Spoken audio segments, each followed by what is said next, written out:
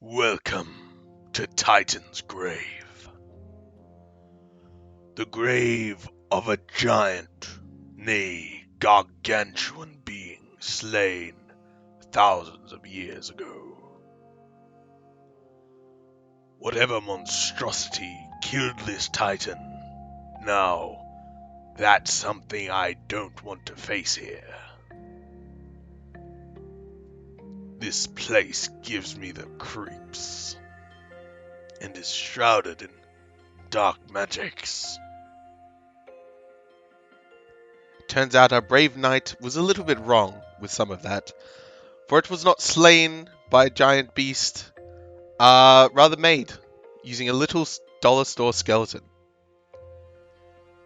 I started out by getting a piece of cardboard that would roughly fit the skeleton and taking this jute tape to kind of make chainmail that is over and worn away on the skeleton's body.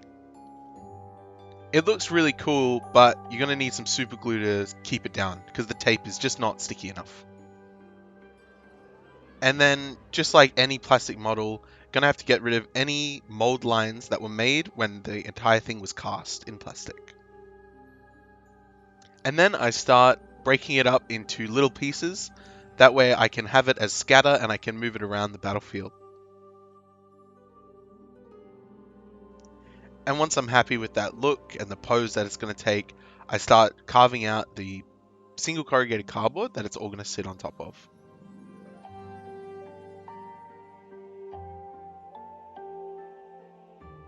Making sure to give it a nice gradient so it gradually slopes down to the table. And with all the pieces done, it's time to start strengthening the board as well as filling in that corrugation, just using a mix of 50-50 bicarb soda and PVA glue.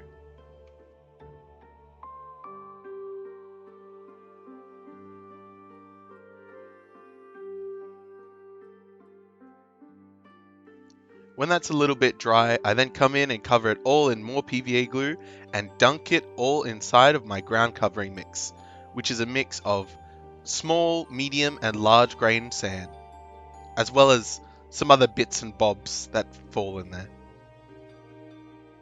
And then when they're all dry, I just start putting on the skeleton pieces and trying to make it look a bit more interesting rather than just lying flat on the ground. I use a heat gun to sort of warm up the plastic, and that is making it able to bend around so I can get a nice pose for this hand. While the hand is still hot, I add on hot glue, which doesn't cure that fast because the hand is really hot, but the rest does pretty well. I just cover the entire back with hot glue and stick it down onto the base. To make the skull piece look even more buried than the rest, I cut off a slice of the back and stick that down. Thankfully it's hollow, so it's really easy to slice through. And then I do the same with the jaw and I cut that up.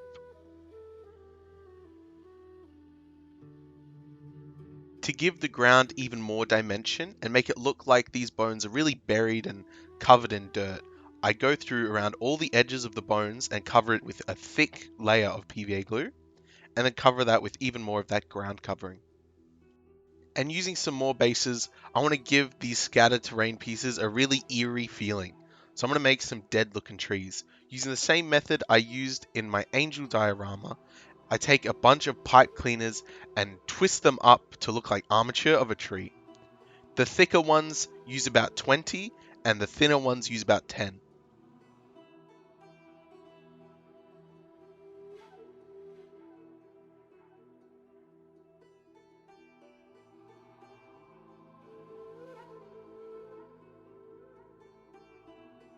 And when I'm nice and happy with that shape, I just stick it down with some hot glue.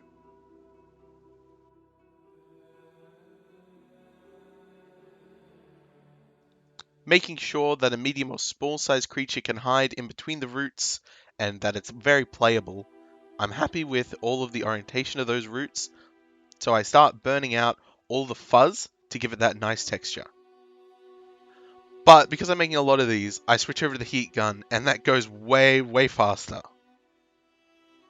You could easily do this with a hairdryer set to a really high setting as well. but this immediately starts melting away and starts sizzling all the fuzz off it and giving a really nice texture.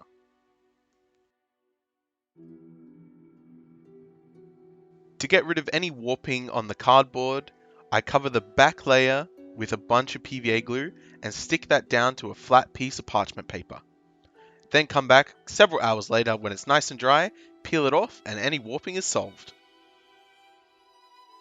To give the bones some even more texture, make them really look old and like this has been a battlefield, I give them a bunch of chips and scars using a really sharp alpha knife. And the skull has a hole from which it would originally dangle, so I just fill that up with some spackle. And there are some other holes that are a bit too pronounced for my liking, so I just fill them in a little bit. And then, of course, give everything a coat of black paint and PVA glue. Not Mod Podge, I ran out.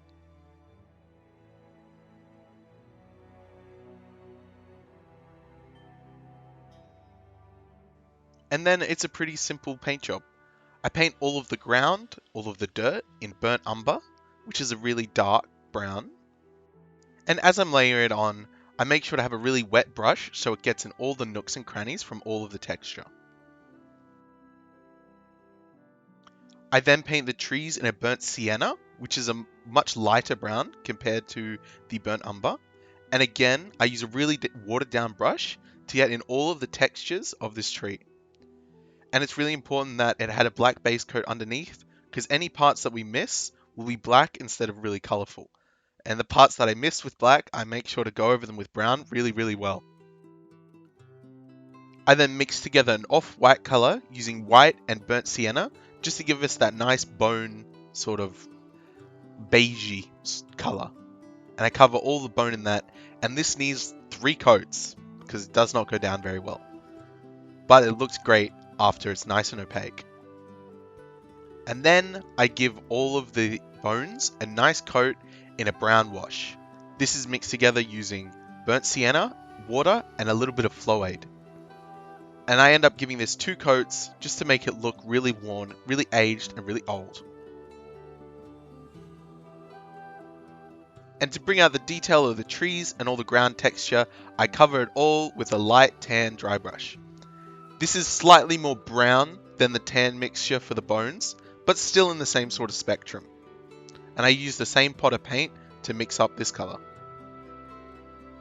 I even made some rocks to go along with this piece, just some foam pieces covered in baking soda and PVA glue, as well as a nice coating of that ground covering as well. And I give the bones a bit of a coat in this as well, to just add another flavor to it, another color. And my static glass applicator had ran out of batteries, but before I went and picked up some new ones, I wanted to show you how I apply static grass without an applicator. So sprinkle it onto the PVA glue and then use an old brush to work it in an upwards direction, stippling around the edges, and that will bring it up and look like it's standing directly upwards. Which is great if you don't have one, but it works really well with very fine, very thin pieces of static grass. And then I add on some little blue flowers just to give it another color. Oh no, seems it was an ambush. All this time. Well, just try to face me, you undead fiends. This set of scatter terrain is going to see a lot of use because it is really versatile as like a dead, overgrown swamp, forest, or anything in between. And the centerpiece of the giant skeleton looks great for my Titan's Grave location in Dungeons & Dragons. Thanks for watching, and if you like this video, subscribe to see more.